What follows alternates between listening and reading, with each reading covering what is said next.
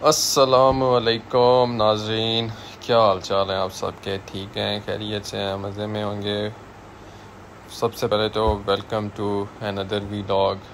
जैसा कि आप सबको पता है कि ईद गुज़रने के बाद बंदा थोड़ा सा बिज़ी हो जाता है। सेम उसी तरह ईद गुज़री। ईद के बाद एक कज़न की छोटा सा फंक्शन था, उधर मसरूफ़ हो गया कल का सारा दिन। और आपको पता है कि आजकल बारिशों का सिलसिला इतना कुछ चल रहा है। मानसून स्टार्ट हो चुका है, बारिशें भी हो रही हैं पूरे पाकिस्तान में।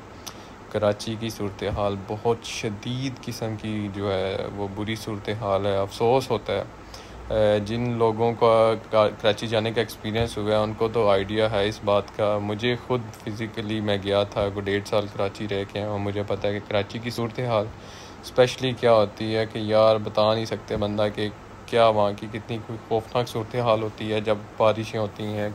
ड्रेनेज का कोई सिस्टम नहीं, तो सूरत हाल कराची की बहुत जो है ना बुरी होती है। आपको पता ही है जब बारिश होती है। और अफसोस इस बात का है कि वहाँ पे ड्रेनेज का सिलसिला इस तरह का है कि प्रैक्टिकली जो है कि पाइप अगर डले भी हैं, करप्शन आपको पता है कि कराची में सबसे ज़्यादा करप्शन होती है और कितने लोग वहाँ के करप्ट हैं। और कि हब भी है, बेसिकली बिज़नेस हब है हमारा। और अफसोस होता है कि जिस तरह उसकी डेवलपमेंट होनी चाहिए कि वो बिज़नेस हब है, पूरी दुनिया में वहाँ से ट्रेड होती है, वहाँ पे वेजल्स आते हैं, इंटरनेशनल लोग वहाँ पे आते हैं। और जब हमारा जो इंडस्ट्रियल हब है उसकी जब ये लोग सूरत हाल देखते हैं तो बड़ी खौफनाक और अफसोसनाक बात है ये चीज़ कि हमारा क्या इमेज हम आगे जो है अपना पोर्ट्रे कर रहे हैं दूसरी वो जो है इंटरनेशनल वर्ल्ड के अंदर कि यार जो कराची जहाँ पे सारी ट्रेड होती है और उसी का ये हाल है तो बाकी क्या पाकिस्तान का सूरत हाल होगा। क्योंकि बाहर वाले जो है ना वो ये चीज़ को बहुत करते हैं नोट।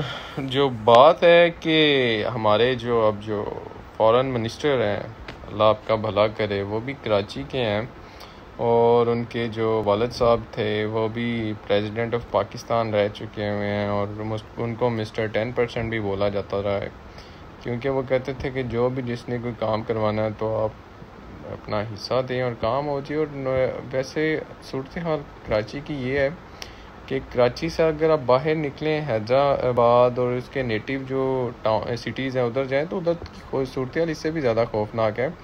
तो आप वहाँ पे जाके देखते हैं कि यार ये लोग भी अभी क्या कहते हैं कि 1947 को पाकिस्तान आज़ाद हो गया था, तो क्या ये लोग आज पाकिस्तान आज़ाद पाकिस्तान में रह रहे हैं? ये भी जो है ना एक अलमी है आप लोगों को। बड़ी खौफनाक सूरत हाल है कि वडेरा सिस्टम, कल्चर सिस्टम पाकिस्तान में के पंजाब में जो है, लेकिन जो कराची में है वो अभी तक इतना कुछ स्ट्रॉन्ग है कि आप कुछ नहीं कर पाते।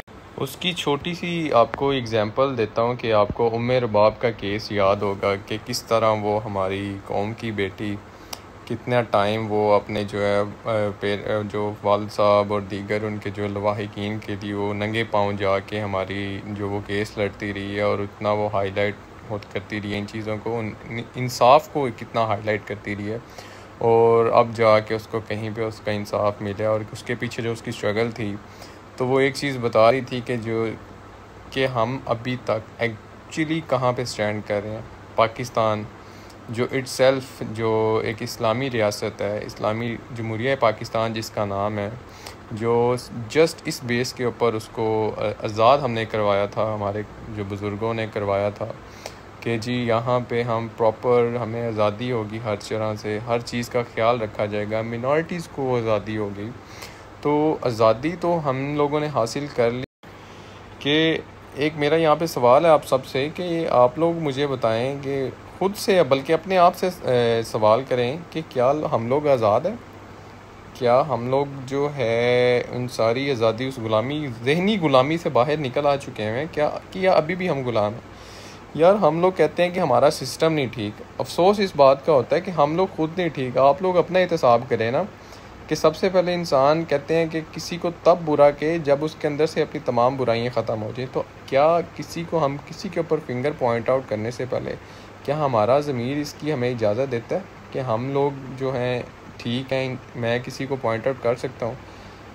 क्योंकि किसी को पॉइंट आउट करना और दूसरी चीज़ देखें ना यार कि ये 4 पार्टीज़ के अलावा यार अभी तक हमारे के अंदर ऐसा कोई लीडर हम पैदा नहीं कर सके कि जो हमारे जिसको इस मुल्क की कोई एहसास होगा, जिसके अंदर जज्बा होगा कोई इस मुल्क के लिए कुछ करने का। क्यों हमारी यूथ को आगे नहीं लाया जाता? क्यों हमारे वो लीडर्स उन्हीं के बच्चे आएंगे जिन्होंने अरसा दराज से जो सियासत में है, उन्हीं के बच्चे ही आगे क्यों आए? नए चेहरे क्यों नहीं आए? हम जैसे नौजवान आगे क्यों नहीं आए? तो क्यों नहीं उनको आने दिया जाता कि जी पार्टी जो सिस्टम एंड ऑल दैट, कि बाकी सारी दुनिया में आप देखें कि हर किसी को फ्रीडम है वो आए, लेकिन यहाँ पे अगर कोई बंदा उनके मुखालिफ कोई आज़ाद भी खड़ा होता है तो उसको तो पहले जो रोक दिया जाता है, उसको मना मनू के किसी तरह अप्रोच करके। आपको पता है कि हमारा यहाँ पे कल्चर किस तरह का है कि जी किसी को ना किसी तरह मजबूर अगले को कर लेना है। और फिर भाई क्यों तुम लोग ही क्यों दोबारा वो टिकट के ऊपर इलेक्शन लड़ो? कोई नए चेहरे क्यों नहीं आएंगे? जो हमारी जैसी यूथ का यह मुल्क है वो आगे क्यों नहीं आ सकती? तो सवाल है मेरा कि बताएं मुझे कि क्यों हमारे अंदर यूथ लीडर पैदा नहीं हो सकते? क्यों बिलावल भुट्टो ही आएगा? क्यों मरियम नवाज़ ही आएगा? क्यों हमज़ा शहबाज आएगा? अभी ये लोग हैं, फिर इनके आगे फर्दर आने वाले बच्चे इनके आ जाएंगे पॉलिटिक्स के अंदर, और ये सारे एक यही सिलसिला हमारे साथ चलता रहेगा। तो क्या यार, क्यों हम लोगों को आज़ादी नहीं है कि हमारी यूथ के में से कोई हमारे यंग चेहरे आए सामने? और देखें ना, अगर वो आ भी जाते हैं तो हमारी बदकिस्मती ये है कि हमारा यहाँ पे पार्टी सिस्टम के जी वोट मैंने उसी पार्टी के उसी बंदे को ही देना है, पर्सनैलिटी वोट है, ठीक है। अगर कोई बंदा यार खुदारा इस चीज़ से बाहर निकल आए, अगर हम लोग चाहते हैं कि हम लोग तरक्की करें, कुछ बढ़ना चाहते हैं, कुछ मुल्क के लिए करना चाहते हैं, तो हम इन्हें इन सारी चीज़ों से बाहर आना पड़ेगा। हमें जो है मेरिट पे वोट देना पड़ेगा, ना सिर्फ कि ये जी हमारे हलके का पुराना जो पार्टी लीडर है और इसने हमारे बहुत सारे काम करवाए हैं, इसने हमारे बच्चों को तनख्वाहों पे लगवाया, नौकरियों पे लगवाया हुआ है और ये हमारे बड़े काम कर देता है थाने इस वजह पे कि जी उसने हमारे जी थाने कचहरी पे जी वो फ़ोन कर देता है और हमारा जी पर्चा कटवा देता है शरीकों के ऊपर, और जी हमारे बच्चे को नौकरी कहीं ना कहीं लगवा देता है या ट्रांसफ़र करवा देते हैं जी, SHO को ट्रांसफ़र तब्दील हो जाते हैं, SHO लगवा दिया। यार ये चीज़ें हमारे मुल्क की तरक्की नहीं कर सकती, ये लोग इसी तरह खाते रहेंगे, करप्शन होती रहेगी।